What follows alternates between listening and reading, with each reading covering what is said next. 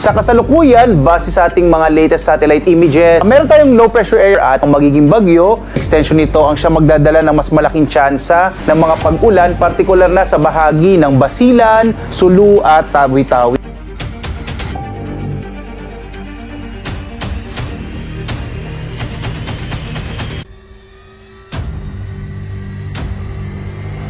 Manatiling may kaalaman at manatiling ligtas sa pamamagitan ng pagbisita sa aming YouTube channel para sa mga real-time na ulat panahon sa ating bansa. Laging tandaan, maging alerto at iba yung pag-iingat sa banta ng ulan, baha at pagguho ng lupa. Ngayon, oras na para marinig mula sa ekspertong meteorologist. Bibigyan tayo ng malalim na pagsusuri sa lagay ng panahon at ipapaliwanag ang anumang mahalagang kaganapan sa ating panahon ngayon o sa mga darating pang araw.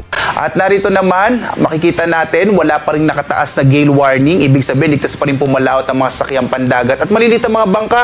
Iba yung pag-ingat na lang kapag meron tayong mga thunderstorms, maaaring biglang lumakas yung alon ng karagatan. Mas malaki naman yung tsansa ng mga pag-ulan sa may bahagi ng Basilan, Sulu at Tawi-Tawi, dulot nga nitong trough o extension nitong low pressure area, habang sa nalabing bahagi ng Mindanao, mga isolated rain showers and thunderstorms ang mararanasan.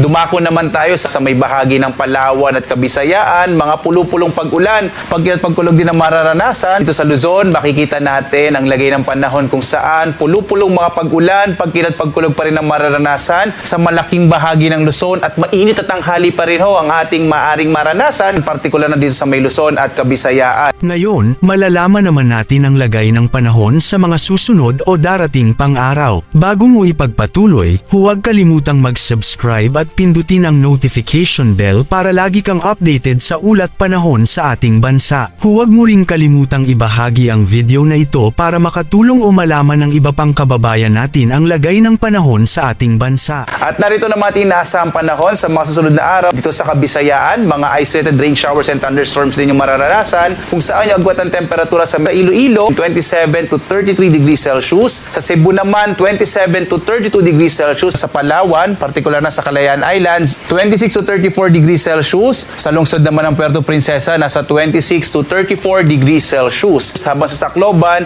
26 to 33 degrees Celsius.